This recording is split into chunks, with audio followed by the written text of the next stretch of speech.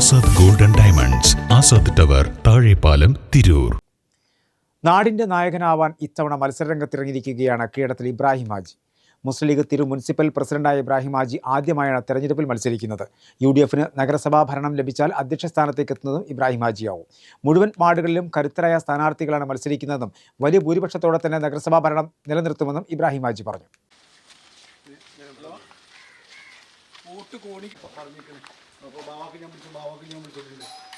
പതിറ്റാണ്ടുകൾ പ്രവാസിയായിരിക്കുകയും KMCCക്കൊപ്പം മത സാംസ്കാരിക കൂട്ടായ്മകളുടെ ഭാരവാഹിയായിരിക്കുകയും ചെയ്ത ഇബ്രാഹിം ഹാജി പ്രവാസം മതിയാക്കി നാട്ടിൽ സ്ഥിരമായതോടെയാണ് രാഷ്ട്രീയ രംഗത്തും സജീവമായത്. നിരവധി സ്ഥാപനങ്ങളുടെയും സംഘടനകളുടെയും അമരസ്ഥാനം ഏറ്റെടുത്ത് പ്രവർത്തിക്കുന്ന ഇബ്രാഹിം ഹാജി നാട്ടുകാരുടെ നിർദ്ദേശവും അഭിപ്രായം മാനിച്ചാണ് തിരൂർ നഗരസഭ 17-ാം വാർഡിൽ നിന്ന് UDF സ്ഥാനാർത്ഥിയായി ജനവിധി തേടുന്നത്. KMCCയുടെ സ്റ്റേറ്റ് ജില്ലാ മണ്ഡലം കമ്മിറ്റികളുടെ പ്രധാന ഭാരവാഹിയായിരുന്നിട്ടുണ്ട്. ടീം തിരൂർ എന്ന പേരിൽ UAE തിരൂർ നിവാസികളുടെ ഒരു കൂട്ടായ്മ രൂപീകരിക്കുന്നതിലും അതിലൂടെ അനേകം സത്പ്രവർത്തനങ്ങൾ നടത്തുന്നതിലും ഹാജി മുൻപിൽ നിന്നിട്ട് പ്രവർത്തിച്ചു.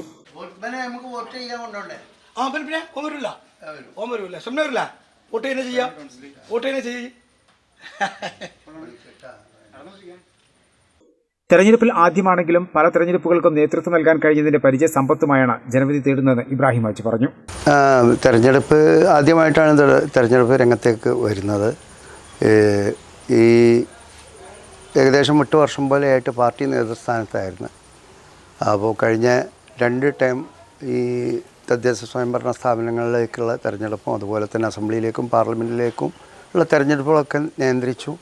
ഇപ്പോൾ പാർട്ടി എന്നോട് ആവശ്യപ്പെട്ടത് മത്സരിക്കണമെന്നാണ്. അങ്ങനെയാണ് എൻ്റെ വാർഡിൻ്റെ തൊട്ടടുത്തും ടൗണിനോട് ചേർന്ന് നിൽക്കുന്ന 17-ാം വാർഡിൽ മത്സരിക്കാൻ വേണ്ടി തീരുമാനിച്ചതും.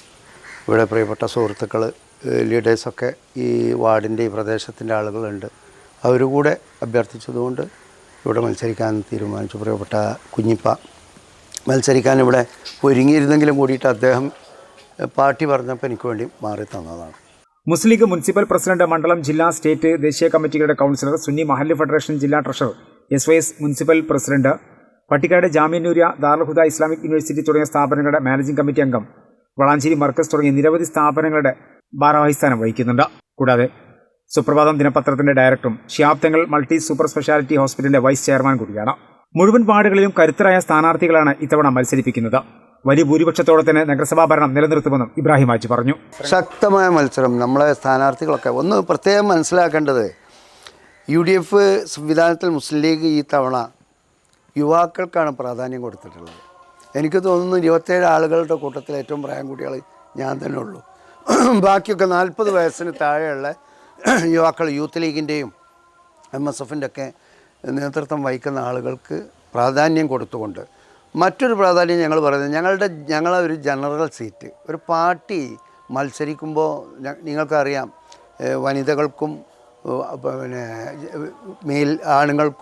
ആളുകൾക്കുമായിട്ട് തുല്യ പ്രാതിനിധ്യമാണല്ലോ നമ്മളുടെ ഗവൺമെൻറ് നൽകുന്നത്. അതിലുപരി ഞങ്ങളുടെ ഒരു ജനറൽ സീറ്റിൽ ഞങ്ങൾ വനിതയെ മത്സരിപ്പിച്ചുകൊണ്ട് പ്രിയങ്കരിയായ നമ്മുടെ 7-ാം വാർഡിൽ മത്സരിച്ചിരുന്ന പ്രസന്ന പയ്യാപ്പന്ത എന്ന് പറയുന്ന അവരെയാണ് ഞങ്ങൾ വീണ്ടും അവരെ തന്നെ തിരഞ്ഞെടുത്ത്. കാരണം നല്ല ഒരു കാഴ്ചപ്പാടോടുകൂടി ആ വാർഡിനെ വളരെ നല്ല പ്രവർത്തനങ്ങൾ കാഴ്ചവെക്കാൻ, അവർക്ക് വികസനങ്ങൾ കാഴ്ചവെക്കാൻ സാധിച്ചിട്ടുണ്ട്. തുടർന്നും അവർ തന്നെ മത്സരിക്കട്ടെ എന്ന് തീരുമാനിച്ചു. അതേപോലെ തന്നെ ഞങ്ങൾ 2 ഹരിജൻ വാർഡുകൾ, SC വാർഡുകൾ ഞങ്ങൾക്ക് 2 വാർഡുകളും ഞങ്ങൾക്ക് തന്നെയാണ്. അവിടെയൊക്കെ പ്രഗത്ഭരായ ആളുകളെ, വളരെ കഴിവ് തെളിയിച്ച ആളുകളെ തന്നെയാണ് ഞങ്ങൾ. തെരഞ്ഞെടുപ്പ് പ്രചരണങ്ങൾ 1ഉം 2ഉം ഘട്ടങ്ങൾ ഇബ്രാഹിം ഹാജി പൂർത്തിയാക്കി കഴിഞ്ഞു.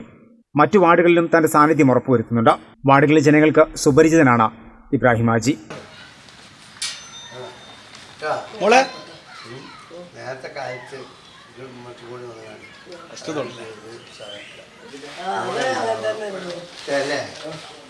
ഞാൻ നമുക്ക് വഴിയൊക്കെ